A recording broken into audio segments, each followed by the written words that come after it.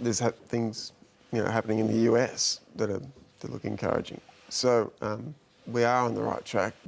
The essence of this story is that if I sit around and wait for the government to fund the doctor that's going to cure me, I'll probably be dead. So that's just the raw truth. John? I again feel very uncomfortable in this corner, but the question is simply how would you know whether you got a benefit or not, unless it was done in the context of a controlled clinical trial. Nick, what's happened to the trials that you're doing around stem cell therapy for eye problems? Well, I'm saddened, to tell you the truth, because we never got funding from the federal government, despite putting many rounds of grants in. We did get funded by the Australian Stem Cell Centre at the time, which provided a few $100,000, and the University of New South Wales chipped in $50,000. So, there was a money constraint and a time constraint on us because we only had ethics committee approval for 5 years. The results show that 60% or 65% of our patients have improvement in eye health and, importantly, improvement in vision. So it's not foolproof, but certainly a large majority of our patients have benefited. So where are you up to? Are you finished So we with can't your work? progress any further. What we want to do is we want to try and improve the therapy and get it out there, but we can't without funding. Is the federal government's new medical research fund going to make a difference to any of this? Who'd like to comment on that? People running at 1,000,000 miles an hour backwards on that question. I'm wondering why. John? A lot of doctor visits to make 20 billion or whatever they said. It'll take a lot of doctor visits, yes. a lot of co-payments to make up I mean, the money. I think it's ludicrous, personally.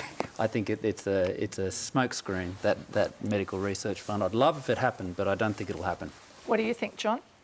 I embrace any medical research funding, and if the government is actually committed to providing $20 billion in the years forward and making it accessible in the next couple of years, I certainly would encourage them to pursue that at the highest level. Nick, what do you think? Show us the money. I agree. I think it's a great idea. I think this is one thing Australia can't do is build cars, obviously. So we have to do something with our kids. We've got to educate them. They've got to be educated that Australia's got the nous to lead the world in medical research. And if we sit by and just wait for every other country to, go and make amazing breakthroughs, we'll get left behind at making cars and medical research. We've got an opportunity here to invest in medical research and put ourselves on the map. What I want to do is wrap up and just get a final comment from people about the message they'd like to get out to people watching this. And what's the message you'd like to get out to people, Martin? I think from a scientific point of view, we're very optimistic about this field. I think that the progress we have made has been remarkable. I'm delighted to see clinical trials proceeding. I understand everything we've heard here, but we do have a responsibility not to raise false hope and responsibility to do no harm. Christy? I would like Australian neurologists to see the success stories coming back from overseas and to perhaps open their minds a little bit and work with haematologists to make this more accessible in Australia. Matt? I would like Australia just to hurry up. Pretty much it and get it happening now. I've already waited. When I had my accident, it was 08 and it was all new then. That was the thing. I thought honestly 6 years later there would be something more happening than what's going on. So hurry up. Yeah, pretty much. Okay, we'll leave it there. Thank you all very much for joining us for this discussion tonight. That is all we have time for here.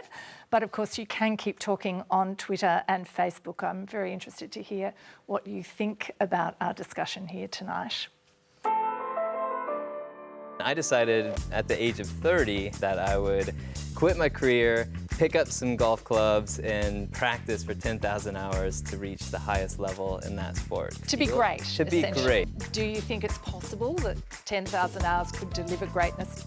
I don't think if he did 100,000 hours, he'd be an elite golfer. We'll be back next week. Stay tuned now for Dateline. Thanks, everyone.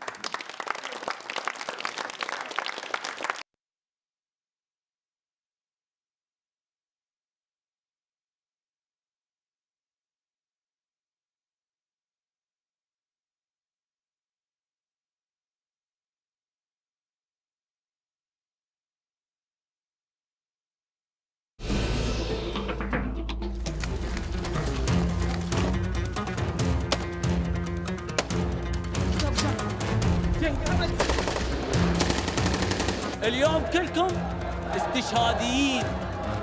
قنابل مؤقتة بيد السيد القائد.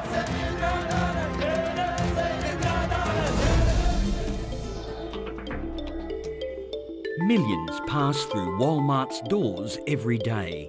But for some Americans, this isn't just a superstore, it's a place to call home. A lot of homeless people aren't bad people, you know, they could be normal people. I thought I was halfway normal, you know, before I started living this way.